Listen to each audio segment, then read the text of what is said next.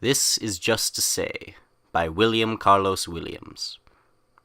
I have eaten the plums that were in the icebox, and which you were probably saving for breakfast.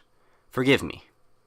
They were delicious, so sweet, and so cold. What an asshole!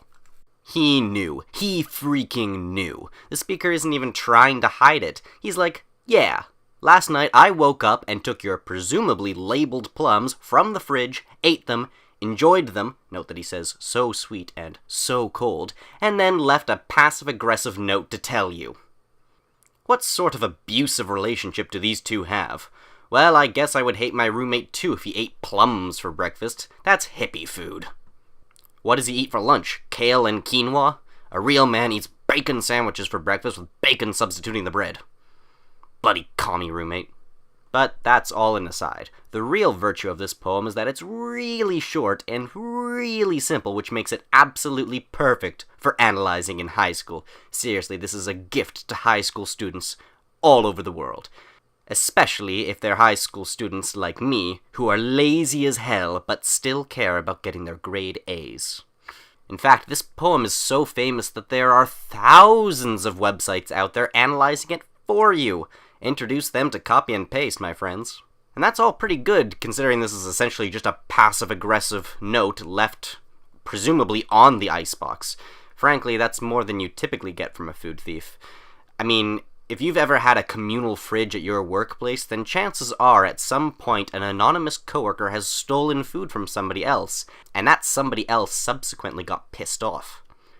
Heck, it's happened at one of my jobs, which leads me to ask, what exactly is going through their minds when they take the food? Do they really think they're not going to get caught? They're like, my name tag says Kenny, and there's this food here for, I don't know, Timmy, that's a name people use. There's this food here for Timmy, and I'm super poor, so I'm just going to take it and hope that Timmy doesn't walk in the break room and see me eating his lasagna. That would be awful. But it's worth it, because this is really good lasagna. What utter dumbasses. The other question that this all raises is if ghosts aren't bullshit, which, by the way, ghosts are totally bullshit, what must the ghost of William Carlos Williams think of all this?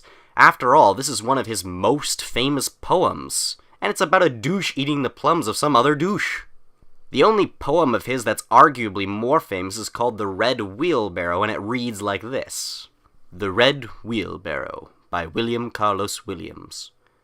So much depends upon a red wheelbarrow, glazed with rainwater, beside the white chickens. God damn, both of his famous poems are stupidly short. I wonder if he's proud to be the hero of so many lazy English students out there. I would be.